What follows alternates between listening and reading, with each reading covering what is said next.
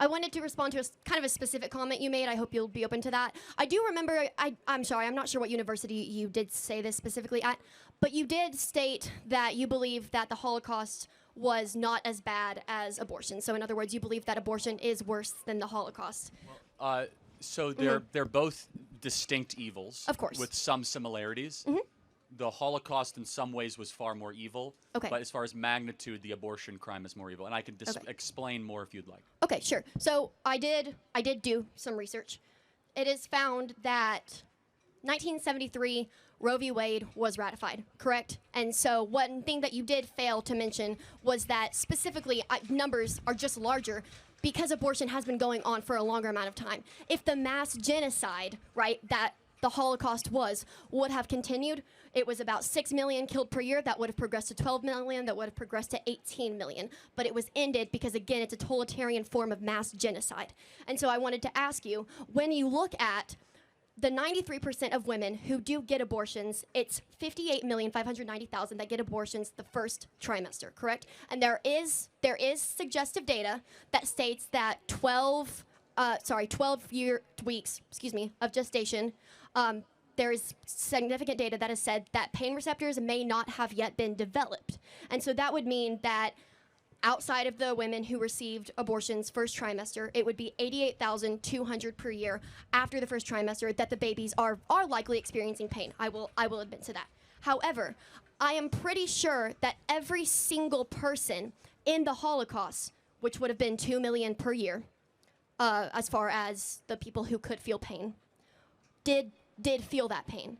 And so I would like to ask you, actually I think I would just like to tell you, I think that 2 million actual people, kids, grown people who were starved, worked to death, I think that is more significant than the 88,200 life forms, if you will. Because, again, 58,590,000 of them are probably not feeling any pain.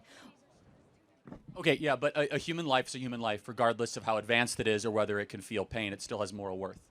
Right, but I found it interesting. You said it's worse, so I think that what I'm... So it's worse in numbers. Okay. The Holocaust was worse for two other different reasons. Sure, go ahead. It actually eliminated such a big portion of Jewish population. Absolutely. Nearly half of all living Jews were basically vaporized. And secondly, there was an intent and an evil of trying to eradicate an entire religious people. Yeah. That is not unparalleled, but we've only seen that happen 4 or 5 times in history. But just to reiterate the point, and maybe you could tell me, a 4-week-old baby who may or may not feel pain. Let me take your argument and say the 4-week-old baby cannot feel pain. A 4-week-old baby that's outside of the womb or in the utero. In utero. Okay, understood. So what is the moral difference of that 4-week-old baby versus you? Versus me? Yeah, why do you matter more than that 4-week-old baby? Because I have past experience, I also have future experiences. That baby, while it has future experiences, nope, shut up, nope, you are incorrect. That baby does not have any past experiences, and therefore I believe that, yeah, I've probably affected and impacted more people in both a positive and a negative way than that 4-week-old uterus has. I'm sorry, not uterus, embryo. Yeah, so just to make sure I'm clear, yeah. that your moral worldview is that people gain more value the older they get? Not necessarily the older they get. I would say that people gain more value. Well, no, you said that based on what they've done. So, like an 82-year-old has more moral value than an 8-year-old. In fact, usually, no, because it depends. Just to interrupt, the West actually was built on the opposite idea that we sacrifice the old for the young. But during COVID, we sacrificed the young for the old, and we actually inverted it. It used to be that the grandparents would fall on the sword so that kids could live longer lives. So I'm just trying to understand, and from where do you get that moral worldview? Why do you believe that? Well, I wouldn't even say that what I'm arguing is that it's based off of how many people you know. What I'm saying is, realistically, if you are walking around, right, and you have a 4-week-old uterus, I'm so sorry, I keep saying uterus. A baby in utero. Or embryo, okay, in your stomach. And then you have, just take a 4-year-old kid, all right? There are more people who most likely know that 4-year-old kid. That 4-year-old kid has the ability to understand fear, the fact that its life is in danger, and so therefore there is probably there's probably more reason, right, to not terminate the life of that 4-year-old rather than the life of the 4-week-old. So there's so much wrong with that argument. Okay. So under that belief system, sure. If by government decree they said let's eliminate the Down syndrome kids, do Down syndrome people still have the ability to feel pain, recognize fear, some, recognize but sadness? But it's highly diminished. But just this is not a hypothetical, actually. Okay. It's actually you must get an abortion in Iceland if you have a Down syndrome baby. You must. Yeah, that's really terrible. Okay, we agree. Yeah. Right, but why is it terrible? The abortion, it doesn't matter that much, right? It's just like it's like a clump of cells. Like, why not? If it is going to directly impact either the mother's life or the baby's life, then yes, I do think that abortion is an important issue. I don't think the government should ever be able to come in and say, hey, you're required to have an abortion. In fact, the whole slogan for the pro-choice movement is your body, your choice. And I know you're going to disagree with that, but that is the whole point. So what it's saying is it's not left up to the government to decide if they should or shouldn't get an abortion. In Iceland, yeah, that's a problem because it's entirely left up to the government. But that's an issue. Let me take it to another extreme, if that's okay. Sure. Because this is full freedom, right? So you're saying, hey, my body, my choice. I'm actually saying for the first trimester. After that, fair enough. Yeah. Let's just say this is a different moral argument that I'm interested to have you play around with. Okay. Should it be legal if a mom finds out she's having a girl, okay, but she wants a boy? Should she be able to abort that 3-week-old? Yes.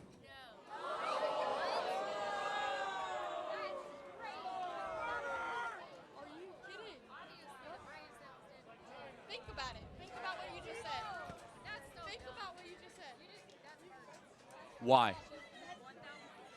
Can that child directly survive outside her body? Well, eventually, yes. I mean, again, so we talk about stages of development. What is the first step of human development? I mean, obviously, it's whenever the two pieces of DNA, the egg and the sperm meet, yes, right? and then they collaborate. So and therefore, if human development begins at fertilization, conception, sure. So then shouldn't the human be protected at conception? Well, I don't even think it's going to be protected if the baby is going to be born to a mother who's like, well, dang it, my kid's not a girl, it's a boy, or vice versa. Then I don't even think they should be born to that parent in the first place. So, but just to understand, but so what you are arguing for is eugenics. Just so we are clear, it is not just illegal. It is grotesquely illegal what you are talking about, which is sex selective abortion, basically where you get a DNA result at 3 weeks. And you could be like, nope, not the hair color I like, terminate it. I wanted a boy. So basically, your view of pregnancy is no different than customizing a Ford Explorer. Think you're getting enough nutrition from your food? Think again. Right now, it takes 3 carrots to get the same nutrition as 1 carrot from 100 years ago. Our food supply has been hijacked by big agencies, stripped of the minerals your body needs to function at its best. Dr. Linus Pauling, a 2-time Nobel laureate, saw this coming. He warned, quote, "The world is sick due to a lack of minerals in our foods. Most supplements today give you 12 essential minerals, but your body needs at least 60 to thrive. That's why Immuno 150, Immuno 150 is a game changer, delivering 13 essential vitamins, 70 plant-based minerals, and 68 additional nutrients. This administration is going to make America healthy again, but it's our job to be informed and make good choices. Immuno 150 gets you on track for better health. Visit Immuno150.com. That's Immuno150.com. Or call 855-593-5500 to get yours. It's time to take back control of our nutrition. No, my whole point, again, No, you got to emphasize on it. Your view is that the baby, if all of a sudden you get a blood test that you don't like, that it's, by the way, you could tell a lot of your baby's DNA test now. How tall it's going to be, its average IQ, brown eyes, green eyes, blue eyes, whether it's going to be likely overweight, obese, whether or not it's going to be a boy or a girl. So if you get anything that you don't like, you say, my body, my choice, get it out of the shopping cart. Well, yeah, and to be honest, it's very ethically problematic, yeah. But if we have advanced to a society where that can happen, number one, we're already in pretty big trouble if we can literally say, okay, the baby's gonna have blue eyes, green eyes. No, it's not. We're already there. We're there. So it's just so you understand. It's already. I mean, you can look at a Punnett table, but it's not actually gonna be defined. No, it's very defined. You could get a 3-week-old blood test, and you could tell right around 3 to 6 weeks almost everything with a very, very high predictive correlation of how your kid is going to operate, grow. Now, of course, there are some issues with it, but the sex is highly, highly accurate. You take the urine of the mom, within 48 hours you could tell. So what I want to make sure we're clear. You came here asking about the Holocaust. I'm going to complete the full circle. What you just talked about, sex-selective abortion, is Nazi eugenics philosophy, which is that we will eliminate those that we don't want. Interesting. You're exactly right. You did get me on that one. Yeah, because I'm not gonna like sit up here and pretend that you got me on that one. No, realistically, like if we're really gonna full circle and I'm gonna sit here and think about it, no, you shouldn't be able to kill your baby just because you don't like the gender or whatever. Fair enough. Listen, and I apologize for taking it to that extent. No, it's not your extent. But hold on. I want to offer you grace. Thank you for saying that, and I appreciate that. Okay. But I want to say, as far as like if we are balancing the numbers, I think that the amount of lives that were terminated I think they are more significant as far as the Holocaust, because every single person did absolutely have the ability to feel pain than they were whenever it was the 58 million. Fair enough. So here's our view, and we'll close with this. Yes, absolutely. Is that if there's a 3-year-old in the audience that has very few friends and might be living on some homestead, or a 30-year-old that's very connected and very wealthy, in the moral worldview economy that we have, no moral difference. If there's because they're like directly living like outside of their mother's womb, whereas if you have let me go a step further. Okay, if there's a 3-week-old in utero, I mean, it's still leaching off of the mother's resources, so I'm not sure entirely how much of its own being it is. Well, again, so you leach for the first 3 years of life. I have a 10-month-old. He doesn't hunt and gather. He doesn't go work. But he's not directly attached to your, I assume, to your wife's body. In order for his survival, he has to be directly attached to something. Somebody has to give the baby breast milk formula, or formula. Yeah, but can it or something? Okay, so here's your wife. Here's the baby. Can the baby just be apart from your wife and exist like that? At 22 weeks, yes. So for 22 weeks, so there's an umbilical cord. So what you say leech, I say give.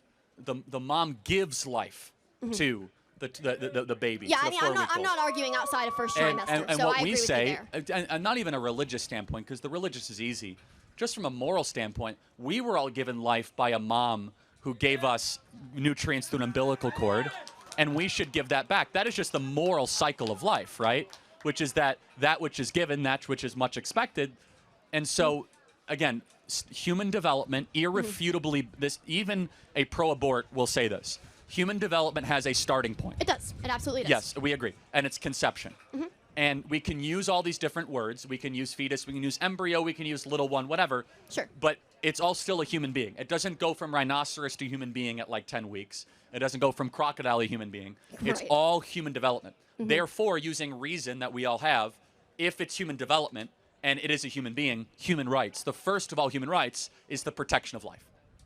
Interesting. But, okay, so do you agree that, like, let's say you go into a doctor's office, you have a 10-year-old, and then you have a 22-year-old. The 22-year-old is going to be allowed to submit to more testing as long without parental consent than that 10-year-old or whoever I said was. So, I don't know. I think, honestly, it's, again, and I don't know, like, You have a lot of thinking to do about this, and that's okay. Because and this is not your fault, the pro-abortion worldview will collapse if you remove feelings and you remove hyper-emotionality. There is no defense using agreed-upon Western reason, which you believe in, and Western morality, which is we don't kill people smaller than us. We do not eradicate those that are, just because they don't have as much money or as much worth. We believe in universal human equality, which, of course, you believe in, right? Universal human equality is like the overarching big Western ideal, and by the way, it's in our Declaration of Independence. All men are created equal. If you believe in universal human equality, there is no room for abortion in that society. It does not exist. Well, I mean, okay, we can say that. No, I'm just saying, it's fine. You have a lot to think about with that. But then I think you do too, but okay. I'm happy to. No, it's fine. I mean, I've thought about this my whole life. So thank you for your time. I'm thinking myself. Listen, I appreciate you, Charlie. Again, I want to apologize about what I said earlier about That's fine. About that comment when we cut the video, we'll put your second answer as well as your first one. We'll be fair to that, okay? Thank you very much. Sure you will. No, I will. I'll just be honest. Thank you. Hey everybody, thanks so much for watching. First and foremost, make sure you subscribe to our YouTube channel and hit the bell. It really helps us out, and we love it when you leave comments. Share these videos with your friends. Also, get involved with Turning Point USA at tpusa.com. We have our Student Action Summit coming up this summer. We have our Young Women's Leadership Summit. All of the biggest and most amazing events of the summer at tpusa.com. That is tpusa.com. Again, hit subscribe, hit the bell. Thanks for watching.